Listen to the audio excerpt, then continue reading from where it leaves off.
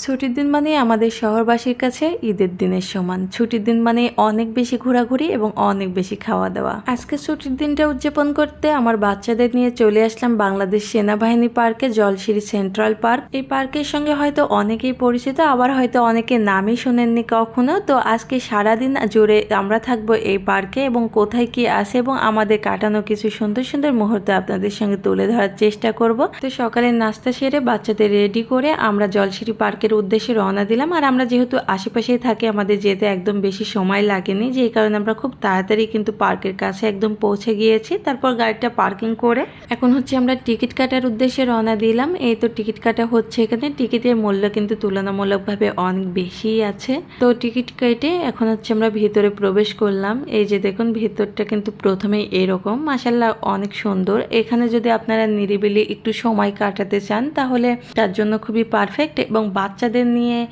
আসার জন্য সব থেকে বেশি পারফেক্ট। কারণ শহরে বাচ্চারা আসলে খেলাধুলার জায়গা পায় না, খোলা জায়গা পায় না, যার জন্য কিন্তু জলশিরি সেন্ট্রাল পার্কটা অনেক বেশি পারফেক্ট। এই পার্কে প্রবেশ করলে দেখবেন যে পার্কের মধ্যে দিয়ে একটা নদীও চলে গেছে। নদীতে চারিপাশে বসার সুন্দর জায়গা, এরকম হাঁটার সুন্দর জায়গা, একটা সুন্দর একটা প্রাকৃতিক পরিবেশ যেটাকে বলে সেটা পাবেন। একটু হেঁটে গেলে এরকম একটা ছবি ওঠানোর জায়গা পাবেন। এই সব জায়গাগুলাই হচ্ছে ফটোশুটের জায়গা। একটু সামনে গেলে দেখতে পাবেন একটা কিউট সুইমিং পুল আছে, বাট কোনো পানি নেই। সুন্দর এরকম রাস্তা আছে যার মধ্যে দিয়ে হেঁটে যেতে খুবই ভালো লাগে।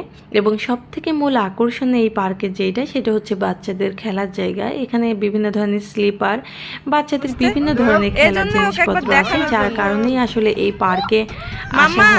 এই পার্কে যদি কখনো যান তাহলে দেখবেন যে এখানে বাচ্চাদের বাবা মারাই বেশি আসে, মানে বাচ্চাদের খেলাধুলার জন্য অনেক বেশি জায়গা, যেই কারণে ওরা বেশি আসে। যেমন ধরেন আমার দুইটা খেলছে, যেখানে যখন ইচ্ছে দৌড়াচ্ছে, খেলছে, মানে মনের আনন্দে মন খুলে একদম ওরা খেলতে পারছে। নিষেধ করার কেউ নাই, মানে বাধা নাই, কিচ্ছু নাই।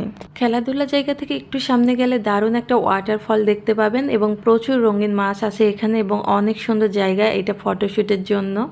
আমার বাচ্চারা তো চুপচাপ বসে আছে আর আমি কয়েকটা পিকচার উঠিয়ে নিলাম। প্রচুর ঘোরাঘুরির কারণে প্রচুর ক্ষুধা পেয়ে গেছিল, তো আমরা হচ্ছে দুপুরে খাবার জন্য চলে গেলাম। এখানে যে খাবার জায়গাটা ছিল সেখানে, ওখানে যেতাম পুরাই ফিদা হয়ে গেছে। এত সুন্দর একটা জায়গা, খোলা আকাশের নিচে নদীর পাশে বসে খাবার খাওয়ার কি যে মজা। আর এখানে খাবারটা খাওয়ার সময় কখনোই মনে হচ্ছিল না যে এটা দেশের মধ্যে, মনে হচ্ছিল বিদেশে বসে খাবার খাচ্ছি। এবং এখানে একটা জিনিস হচ্ছে আপনারা, এবং পাশের এই নদীতে বিভিন্ন বোর্ডের ব্যবস্থা ছিল, যার মাধ্যমে আপনারা পরিবার নিয়ে নদীতে ঘুরে বেড়াতে পারবেন। এই বিষয়টা আরও বেশি ভালো লাগছিল। এরপরে হচ্ছে এখানে চলে গেলাম একটা শোরুমে, যেটা হচ্ছে আর্মিদেরই শোরুম। আর্মিরাই এখানে সব কিছু বেচা কেনা করে। এখানকার জিনিসগুলো মাসাল্লাহ অনেক সুন্দর ছিল এবং খুবই রিজনেবল প্রাইসে ছিল, যেটা আমি কল্পনাও করি, মানে এত কম দামে পেয়ে যাবো সব কিছু। যাই হোক, মোটামুটি কিছু ঘর সাজানোর জিনিস এখান থেকে আমি কিনে নিলাম। দেন খাওয়া দাওয়া এবং কেনাকাটা করে আমরা হাঁটা শুরু করলাম। আমরা আসছিলাম সকালে নাস্তা করে, এখন কিন্তু অলরেডি বিকেল 5টা বেজে গেছে। এইরকম দেখুন সুন্দর কিউট কিউট ফুল গাছ। আর ওই যে ওই জায়গাটা দেখতে পাচ্ছেন, ওইটা হচ্ছে কোনো অনুষ্ঠান হলে ওখানে করা হয়। অলরেডি দেখলাম যে আর্মিদের অনুষ্ঠান ছিল, অনেক গান বাজনা হচ্ছিল এবং সুন্দর একটা কফি শপ আছে এখানে।